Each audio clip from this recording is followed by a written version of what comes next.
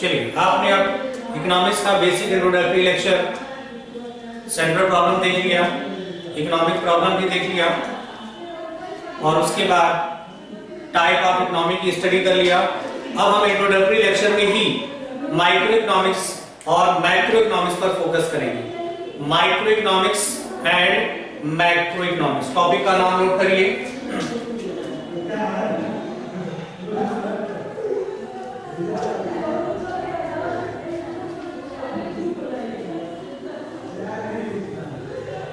Micro economics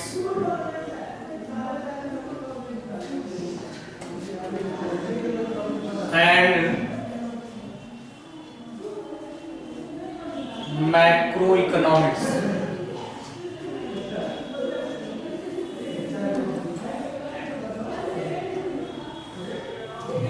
चलिए, topic आपने note कर लिया, micro economics and macro economics. सबसे पहले आपको ये हम बताना चाहेंगे कि इकोनॉमिक्स टू ब्रांच में डिवाइड हो जाता है। इकोनॉमिक्स टू ब्रांच में डिवाइड हो जाता है। First name is micro economics and second name is macro economics. Economics two branch में डिवाइड हो जाता है। First name is micro economics and second name is macro economics. आपको सबसे पहले ये जानना है कि इकोनॉमिक्स जो ये टू ब्रांच में डिवाइड हो जाता है, सबसे पहले ये डिवाइडेशन का कॉन्सेप्ट किस इकोनॉमिक्स ने दिया था? माइक्रो इकोनॉमिक्स और मैक्रो इकोनॉमिक्स का जो कॉन्सेप्ट है, ये सबसे पहले किस इकोनॉमिक्स ने दिया था? तो आंसर नोट करिए। इकोनॉमिक्स का नाम जिसने माइक्रो इकोनॉमिक्स और मैक्रो इकोनॉमिक्स को दिया, उनका नाम आप नोट करिए। Ragnar फ्रिश।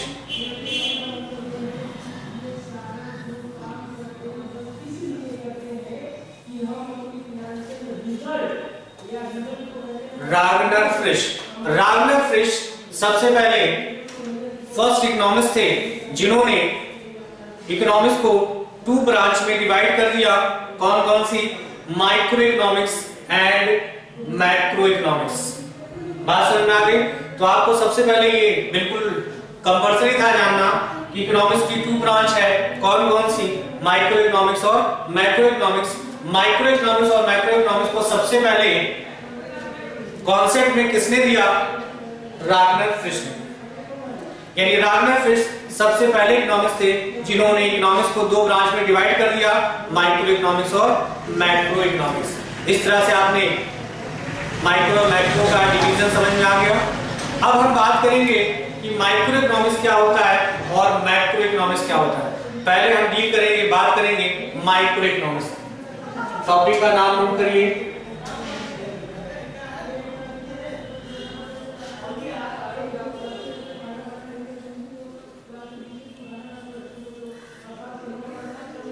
Micro economics. Micro economics के बारे में आप क्या बताएंगे? Micro economics derive from the word macros. Derive from the words macros means small. यानी मतलब क्या निकला कि माइक्रो इकोनॉमिक्स ग्रीक वर्ड से डिराइव किया गया है। वो ग्रीक वर्ड कौन सा है? माइक्रोस है। और माइक्रोस का मतलब होता है स्मॉल। स्मॉल का मतलब होता है स्टडी द इंडिविजुअल आइटम। जब हम इंडिविजुअल आइटम की स्टडी करते हैं तो वो माइक्रो इकोनॉमिक्स में माना जाता है। क्लियर हो गया? तो यहां पर इसके बारे में नोट कर लीजिए।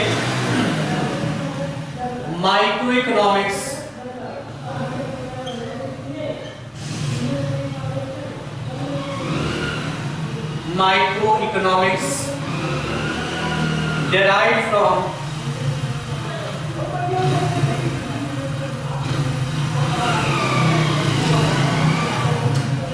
derived from ये ग्रीक इन्वर्टेड कॉमा में लिख दिया, derived from Greek word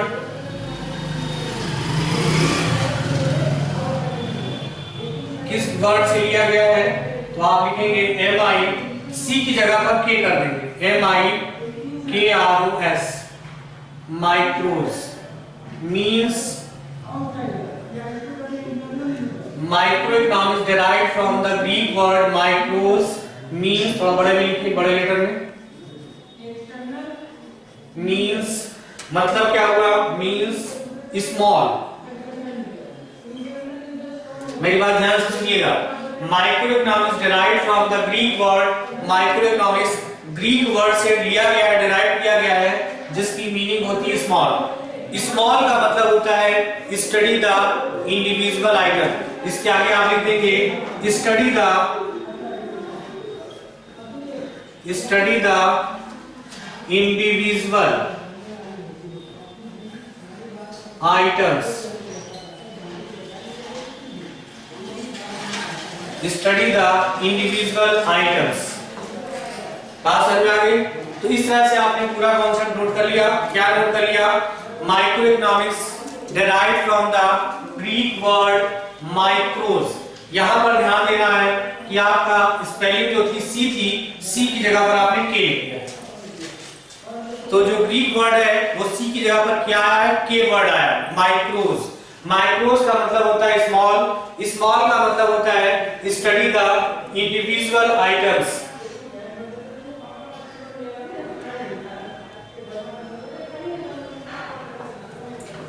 study the individual,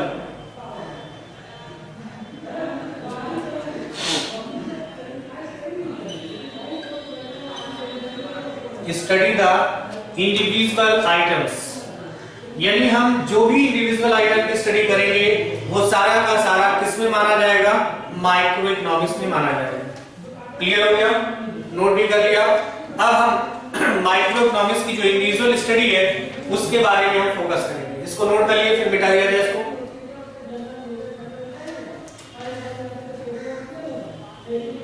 चलिए इसको आप मिटा दें।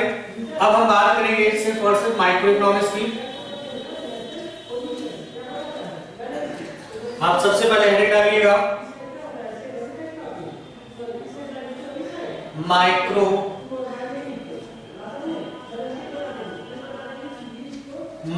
Economic theory.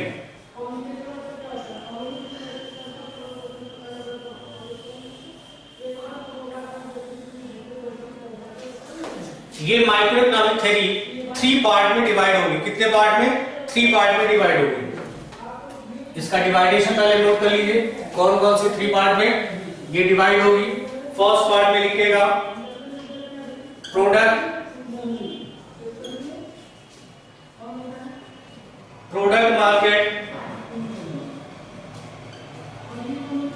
Market and product pricing.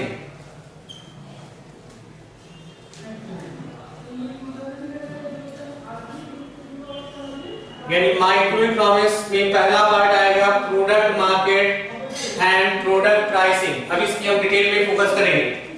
Second आप लिखिएगा welfare economics.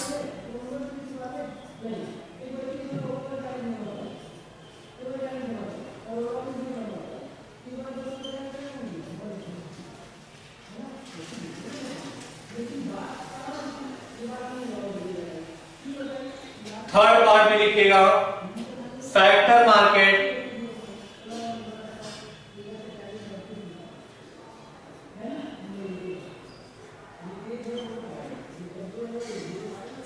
Market and factor pricing.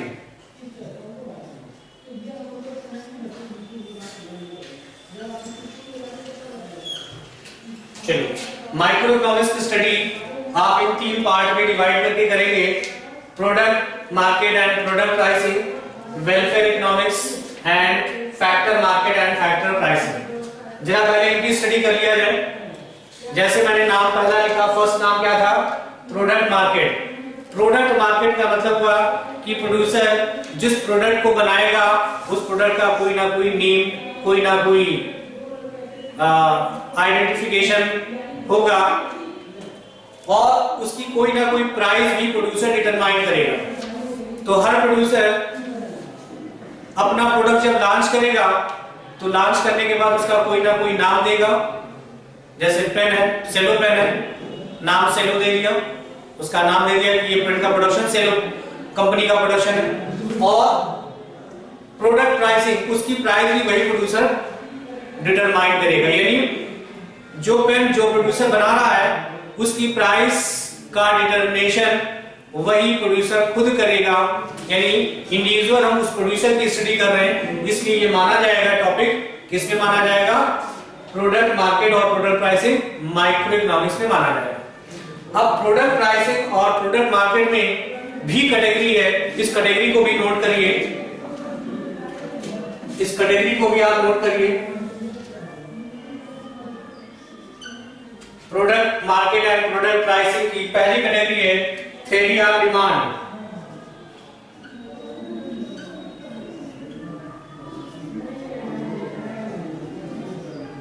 पहला नाम इसमें आएगा थ्योरी ऑफ डिमांड, इसमें सेकंड नाम आएगा theory of production, theory of production. Third नाम इसमें नोट करिएगा theory of cost, theory of cost. इसके बाद एक और नाम आएगा इसमें, उसका भी नाम आपको नोट करना है product pricing, product pricing.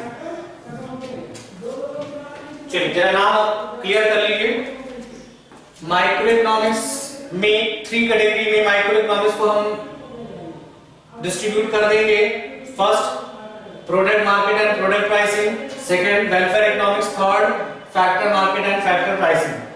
Product market की जब बात करेंगे तो देखिए प्रोडक्ट मार्केट में सबसे पहले थ्योरी ऑफ डिमांड, मतलब जब हम किसी चीज का प्रोडक्शन करेंगे तो किस बिहार पर करेंगे, आंसर होगा कि मार्केट में जब डिमांड होगी तभी प्रोडक्शन करेंगे, बिना डिमांड के प्रोडक्शन मार्केट में नहीं कर सकते हैं। इसलिए थ्योरी ऑफ डिमांड, पहले हम प्रोडक्शन करने के लिए मार्केट में डिमांड का सर्वे करेंगे।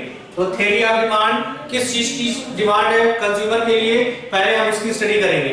तो इसका मतलब साफ है कि डिमांड हर एक इंडिविजुअल कंज्यूमर के बारे में हम जानेंगे। इसलिए प्रोडक्ट मार्केट का जो पहला पार्ट आएगा थ्योरी ऑफ डिमांड, डिमांड की स्टडी करेंगे, ये भी माइक्रो इकोनॉमिक्स का पार्ट होगा। थ्योरी ऑफ प्रोडक्शन, डिमांड इस चीज की है तो इसका प्रोडक्शन कैसे किया जाए, किस टेक्निक से किया जाए, और प्रोडक्शन करने के लिए रॉ मटेरियल और जो टेक्निक है, लेबर है, ये कैसे अरेंजमेंट की जाए, इन सब की बात हम किस में करेंगे, थ्योरी ऑफ प्रोडक्शन में बात करेंगे। इसके बाद आएगा थ्योरी ऑफ कॉस्ट। कॉस्ट का मतलब होगा कि जिस चीज का मैन्युफैक्चरिंग कर रहे हैं, जिस चीज का प्रोडक्शन कर रहे हैं, उसको बनाने में एक्चुअल कॉस्ट कितनी आई, तब उसकी स्टडी हम कॉस्ट में करेंगे। और लास्ट में प्रोडक्ट प्राइसिंग, जब थ्योरी ऑफ कॉस्ट की स्टडी कर लेंगे तो उसमें प्रॉफिट, टैक्स और सारी चीजें इन्वॉल्व करने के बाद हम डिटरमाइन करेंगे उस प्रोडक्ट की फाइनल प्राइस को। तो ये जो आपने नाम लिखे हैं ये सब इंडिविजुअल स्टडी होते हैं। इंडिविजुअल स्टडी मींस ये माइक्रो इकोनॉमिक्स का ही पार्ट माना जाएगा। अब प्रोडक्ट मार्केट आपने देख लिया, फैक्टर मार्केट देखना है। फैक्टर मार्केट के पार्ट के केस में इसको आप मिटा दीजिए, तब लिख देते हैं, इसको पहले नोट कर लीजिए इतना। चलिए ये आपने लिख लिया। अब हम आपकी बात करेंगे, किसकी बात करेंगे, फैक्टर मार्केट की बात करेंगे। किसकी बात करेंगे, फैक्टर मार्केट की बात करेंगे। चलिए फैक्टर मार्केट के बारे में लिखा जाए कि फैक्टर मार्केट किसमें डिवाइडेबल है। तो पहला जो इसमें नाम आता है फैक्टर मार्केट में, नाम लिखिएगा डिटरमिनेशन ऑफ वेजेस,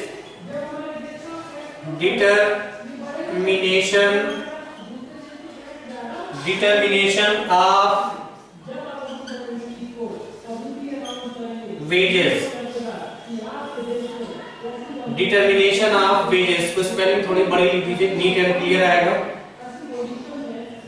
डिटरमिनेशन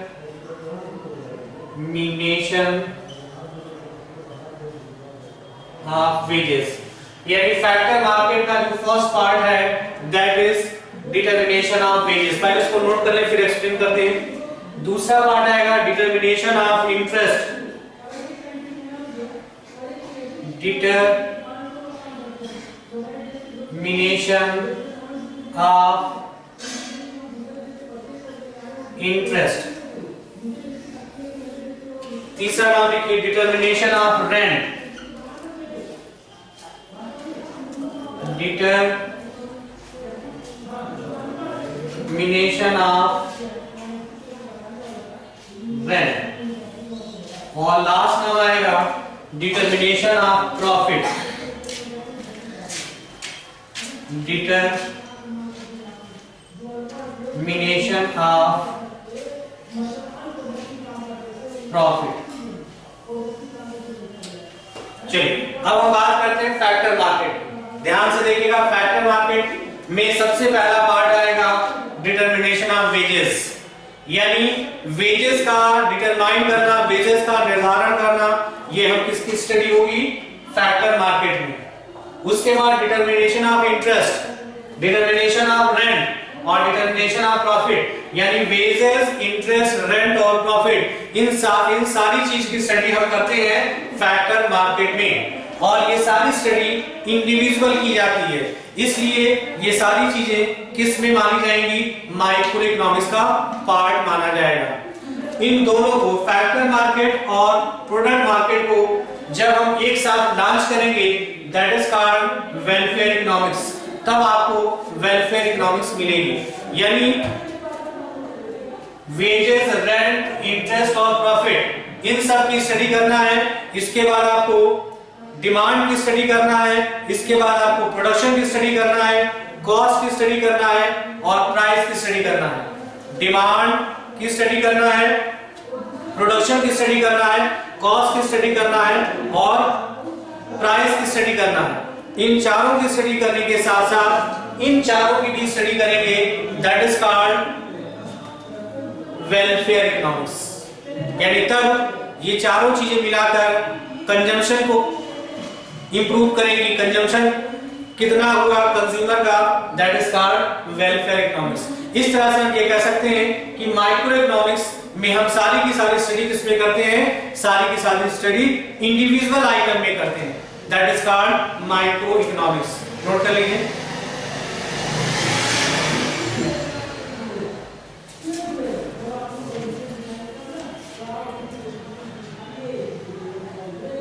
चलिए अब हम बात करते हैं मैक्रो इकोनॉमिक्स की।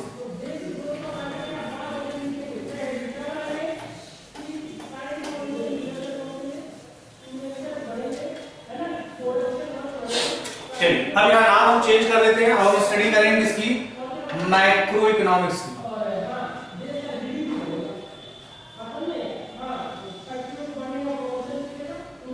देखिए मैक्रो इकोनॉमिक्स थ्योरी में सबसे पहले आप लिखेंगे macro economics, macro economics, macro economic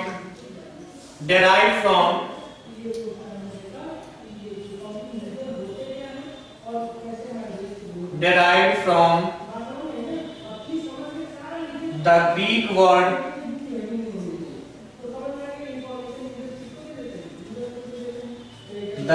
words, किसकी बात करेंगे? ग्रीक वर्ड में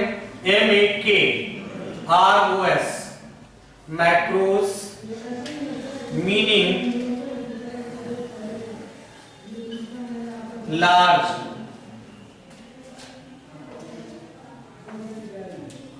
लार्ज का मतलब होता है स्टडी द होल नेशन। मतलब क्या निकला कि macro economics derive from the Greek word, macro economics Greek word से डिराइव किया गया है। वो ग्रीक वर्ड कौन सा है? Macros, MAKROS, macros meaning large. Macros का मतलब होता है लार्ज, लार्ज का मतलब होता है स्टडी द होल नेशन।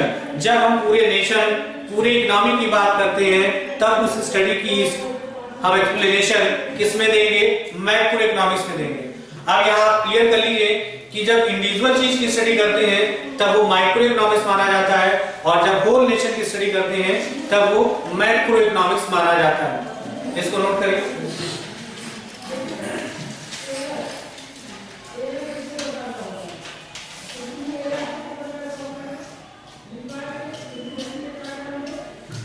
अब हम मैक्रो इकोनॉमिक्स की जो डीलिंग है किन किन चीजों से होती है, तो मैक्रो इकोनॉमिक्स थ्योरी की जो पार्ट है डीलिंग है उनके बारे में स्टडी करेंगे।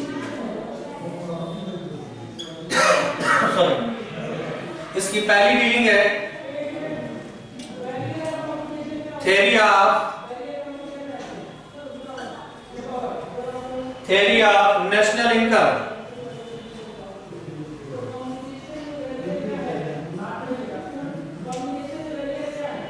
यानी थ्योरी ऑफ नेशनल इनकम, पहले नोट कर लिए फिर एक्सप्लेन करेंगे इसका।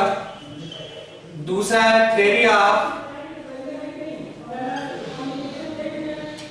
Of output and employment.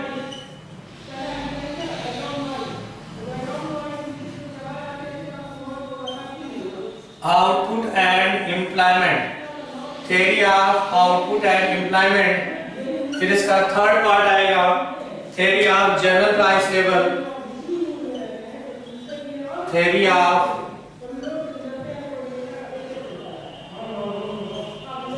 General price level, theory of general price level. इसके बाद आएगा theory of economic growth,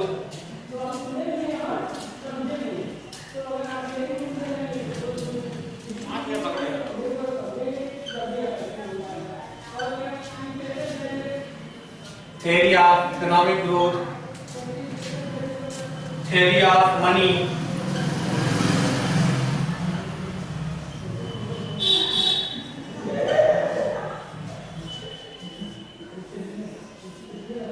theory of money. और एक नाम और है, उस नाम को हम नीचे लाकर लिख दे रहे हैं। एक नाम और इसमें आ जाएगा थ्योरी ऑफ मनी के बाद theory of international trade, theory of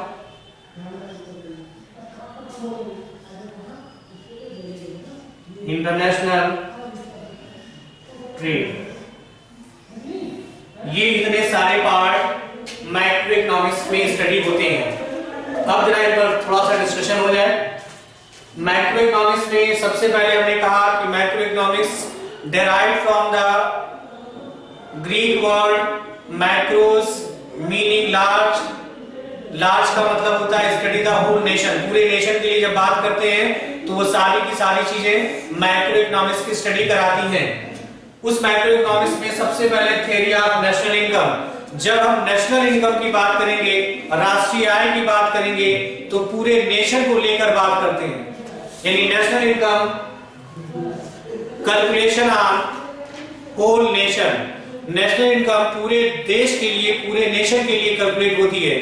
तो जब पूरे नेशन की हम बात करते हैं तो वो सारी चीजें, वो सारी थ्योरी किस में मानी जाएंगी?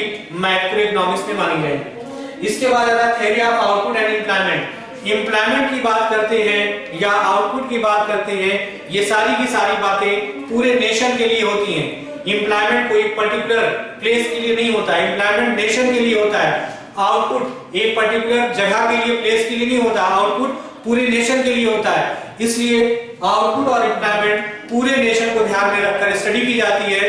तो ये केस जो होगा आउटपुट और एम्प्लॉयमेंट का, ये केस भी मैक्रो इकोनॉमिक्स का पार्ट हो जाएगा। इसके बाद आता है theory of general price level. जब भी कोई प्रोड्यूसर प्रोडक्शन करता है तो उसकी प्राइस को डिटरमिनेशन करता है, प्राइस को डिटरमाइन करता है। वो प्राइस पूरे एज ए होल इकोनॉमी के लिए एक जैसी फॉलो होती है। बात समझ में आ गई? तो इसका मतलब ये हुआ कि पूरे नेशन के लिए एक जनरल प्राइस लेवल प्रोड्यूसर बनाकर डिटरमाइन करता है, और वो जनरल प्राइस लेवल की स्टडी हम किसमें की करते हैं? मैक्रो इकोनॉमिक्स में करते हैं। इसके बाद आया थ्योरी ऑफ इकोनॉमिक ग्रोथ। जब हम ग्रोथ की बात करेंगे, ग्रोथ का मतलब होता है इनकम बढ़ने से हमारा लेवल ऑफ कंजम्पशन भी बढ़ जाए और लेवल ऑफ वेलफेयर थोड़ा सा ग्रो हो जाए, दैट इज कॉल्ड ग्रोथ। तो ये ग्रोथ केवल एक पर्टिकुलर पर्सन के लिए नहीं होगा, ये ग्रोथ पूरे इकोनॉमी के पर्सन के लिए होगा। तब इसकी स्टडी हम थ्योरी ऑफ इकोनॉमिक ग्रोथ में करेंगे। इसके बाद आएगा थ्योरी ऑफ मनी। मनी की जब स्टडी करेंगे तो ये पूरे नेशन के लिए करेंगे, कोई भी नेशन की जो करेंसी होती है वो पूरे नेशन के लिए एक्सेप्टेबल होती है, स्वीकार्य होती है पब्लिक के द्वारा। इसलिए पूरे नेशन की जब हम मनी की बात करते हैं तो वो मैक्रो इकोनॉमिक्स में स्टडी करते हैं। And last, theory of international trade. एक कंट्री से दूसरे कंट्री में जब ट्रेड होता है तो उस ट्रेड को हम क्या नाम देते हैं? इंटरनेशनल ट्रेड का नाम देते हैं। कंट्री से कंट्री के बीच ट्रेड हुआ, यानी होल इकोनॉमी से ट्रेड हुआ, तब इस इकोनॉमी को हम क्या नाम देंगे? मैक्रो इकोनॉमिक्स का नाम देंगे। इस तरह से मैक्रो इकोनॉमिक्स में ये सारे पार्ट की स्टडी हम करते हैं। नोट कर लीजिए।